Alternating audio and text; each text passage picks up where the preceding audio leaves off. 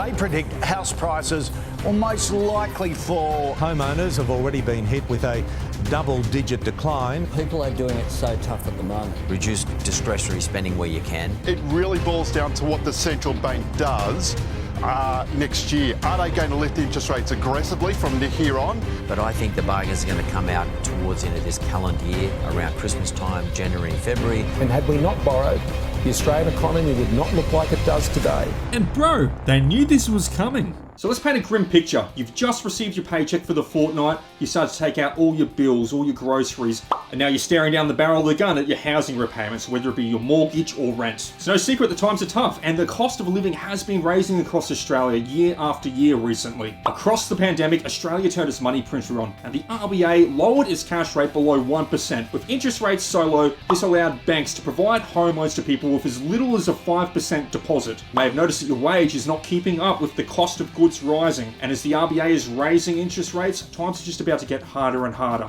The tens of thousands of Australians currently choosing between paying their rent or mortgage versus paying for their food could very well turn into the millions depending on the RBA's next few moves. So the economy needs to cool off, but the question comes down to who's going to be the hardest hit? Across the pandemic from 2020 to 2021, over 200,000 first home buyers entered the market in Australia.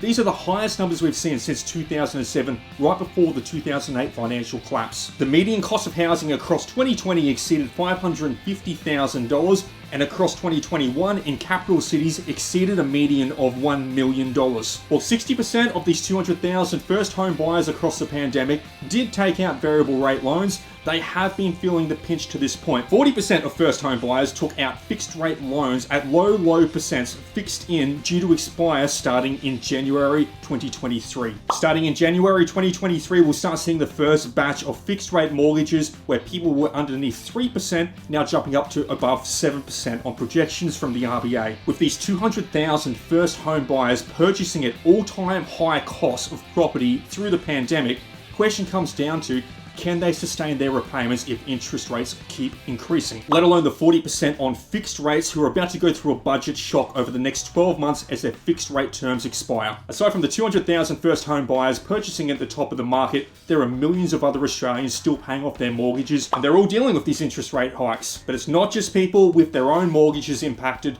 Those with investment properties under mortgage currently renting it out will be passing the costs on to the renters. So rents will be going up. The renters, they'll only feel the pain on their lease renewals as the owner asks for more and more each time it goes through that 6 to 12 month period. To cool the economy off and keep the Australian dollar manageable, we need to decrease the inflation. And the way to decrease the inflation is to increase the interest rates. Increasing interest rates causes consumers to slow down their spending and makes the money more valuable. By making things less affordable, people are less likely to spend, which will cool the economy down. Currently, the RBA's cash rate is still lower than it was after the 2008 financial collapse, but they are steadily increasing it, but not as aggressively as America. While interest rates in Australia have slowly and steadily been increasing between 0.25 points to 0.5 at its peak, America has been a lot more aggressive, including 0.75 increases to their interest rates. While America is still aiming for a soft landing as we enter a recession, it acknowledges that as the global currency, its dollar needs to prevail, so they have been a lot more aggressive. Australia has been a lot more timid when it comes to the rate increases, and as we enter the recession, Australia may be on the back foot as it needs to become more aggressive to meet the market with the other countries on what they're doing with their interest rate increases. The aggressiveness of interest rates increasing in Australia does impact across to the AUD, and if the AUD falls too far behind other countries,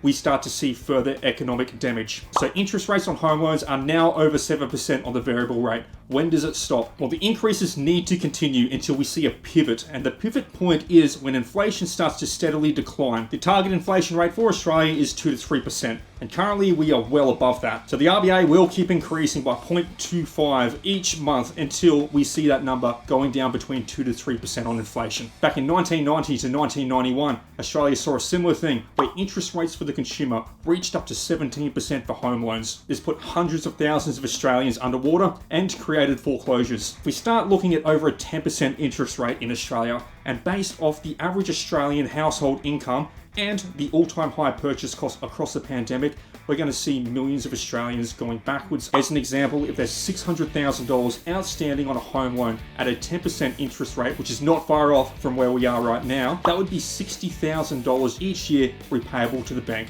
meaning that the average Australian paying that off would need to be earning excess of $100,000 per household. And that is every dollar earned from the job going to the bank to pay just the interest. That's no money left for food, no money left for bills, which brings us back to the problem of choosing between paying for the mortgage or paying for food. Now, the banks do have a couple of tricks up their sleeve. They will offer to defer payments. Landlords can't get rent because tenants can't afford to pay rent.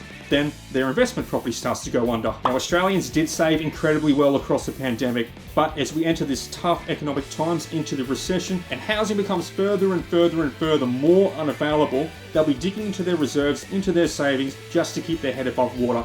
But eventually, them savings will run out. As time progresses on and homeowners can no longer continue to repay across to the bank for their loans, it will enter a period of foreclosures. Now, depending on the rate of foreclosures and the rate that foreclosures happen, this will have a heavy impact on housing prices across Australia. As interest rates are still sky high, it will affect the lending capacity of new home buyers. So as houses are entering foreclosures, the affordability of the new buyers to take over the foreclosures will be reduced capacity. This could lead to a 30% crash in the Australian housing market. How fast and how far the correction will occur to the housing market only comes down to how long the RBA continues to increase interest rates. If we see a similar situation to 1990 to 1991, we could be seeing a lot more than a 30% correction. If interest rates ever did return to 17%, the average Australian household would not be able to sustain a loan of more than $400,000. A $400,000 outstanding on a home loan would take up every $3 they have after tax. And when we're seeing the median house price in capital cities over $1 million